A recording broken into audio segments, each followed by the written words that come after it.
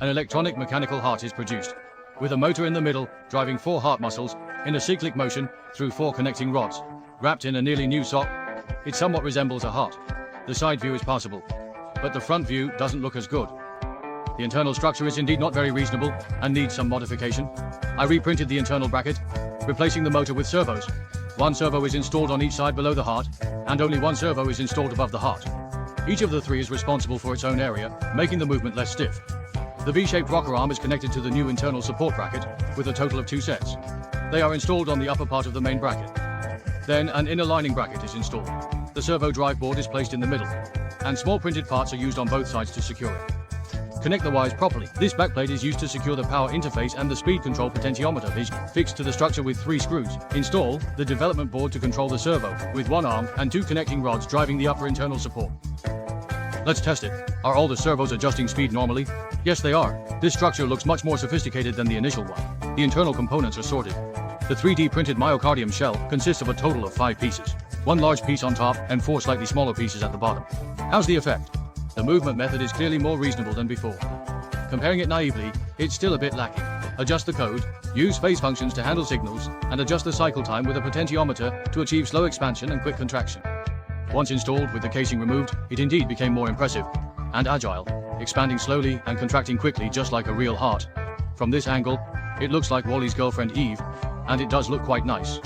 Now, it just needs a cover. I printed a model of the same size to facilitate mold making. Preparing the sculpting clay, it doesn't matter if it gets a bit messy, just grab a bit and cover the whole thing with a layer, then continue to stack and mold the specific shape of the new machine. Add veins and arteries, and try to carve out the details. Use a ribbon tool to scrape out the myocardial texture, making it look more realistic. Finally, adding the coronary vessels makes it look exactly the same. Fix it onto a wooden block. Then prepare a bowl of silicone, and slowly brush it onto the surface of the model. Be a bit meticulous, and make sure to cover all the nooks and crannies. This way you can completely preserve the details. Now you can mix a bit more. Place the model properly. Pour all the silicone in, and once it sets, pull the model out. Then clean the inside thoroughly with soapy water. Pick up the missile demolding tool and give it a shake to ensure everything is in place. Mix the dark red silicone, pour it into the mold first, then insert the model with the clay removed, press it down. Oh dear. A lot came out. Added a bit too much, but it's not a big issue. Leave it for now, and remove the model after it dries. Slowly pull out the heart casing as well. Try using soapy water to give it a slight clean. There are still some mold residues on the surface. Clean them all off thoroughly.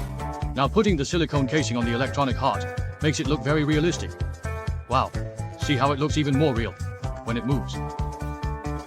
Apply a darker shade to the myocardium, then spray a bit of cream color to create the fat layer. I sprayed too much here, so I'll wipe it a bit.